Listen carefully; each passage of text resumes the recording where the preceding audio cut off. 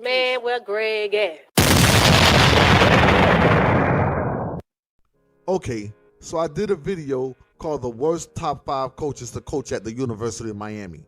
Well, while strolling through the comments section, I noticed a lot of guys throwing on their Superman cape for Mario Cristobal.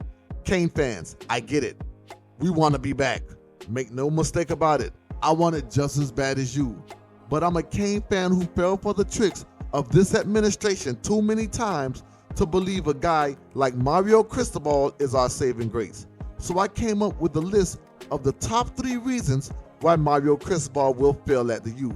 But before we get into it, please take the time to like, subscribe, and hit the notification bell for future videos. Now let's get into it. No, really, that's a valid question. What has Cristobal done? I get responses like, well, he won the National Recruiter of the Year in 2015 with Alabama. Come on, man. The Alabama Crimson Tide? That name alone recruits itself. Or I'll get this one. He got 2 Pac-12 championships in the Rose Bowl. Really? Are we really going to credit Mario Cristobal for the accolades of another coach? If that's the case, you must be willing to give the same grace to Larry Coker. Let's face it, Cristobal has built his programs off of other coaches. He inherited a legit QB in Herbert, and after watching Tyler Van Dyke and Kenny Pickett put on an air show in Pittsburgh, why not repeat the formula to get on the list of the top 10 highest paid coaches at $8 million a year, despite having the worst winning percentage on that list of all coaches? But he has provided an opportunity to build a program from the ground up with FIU. And after 6 years with 2 winning seasons, he was fired with a 27-47 record. I know what you're saying. Nobody could have turned around a program like FIU. Well, I beg to differ. There is a team in Boca Raton called FAU that was took over by a legit coach in Lane Kiffin. He finished his coaching record there at 26-13, and FAU was a worse program than FIU. Go back 3 years before Lane took over, FAU was 9-27. Now go back 3 years before Mario took over. FIU was 16-19. So I get really confused when people make Cristobal more than what he is. In reality, he is only 2 games better than Al Golden in his coaching career. Canes fans, is this your coach? We can sit here and debate this, but it's no comparison. The Pac-12 is not the ACC. It's not even close. If you think Mario Cristobal is going to run rush shop over the ACC, then grits ain't grocery, eggs ain't poultry, and Mona Lisa's a motherfucking man. But I digress. The last time the Pac-12 won the national championship was back in 2004. That was 18 years ago. Let me put it in perspective for you. There was no Instagram, no Uber, or Apple iPads. Hell, Trevor Lawrence was 4 years old. And the ACC? Well, they won 3 national titles in the past 9 years. What's that? 1 every 3 years?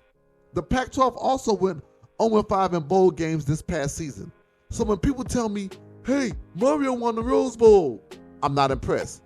Mario is headed to a conference that has produced 64 first-round draft picks since 2010, 11 more than the Pac-12. And the ACC won't be rolling out the red carpet. Clemson will be bouncing back from their down year, and you can guarantee that November 19th will be no different than the last time Clemson and Miami met. NC State isn't a flashy name, but they have the best linebacking corps in the ACC with 10 starters coming back from that potent defense they had last year. Also, returning is QB Devin Leary, top 3 easily in the ACC. And you can laugh when I mention Wake Forest if you want to, but that potent offense returns 9 starters including QB, wide receiver tandem, and Sam Hartman and A.T. Perry. So expect the ACC to give Mario Cristobal a gang initiation.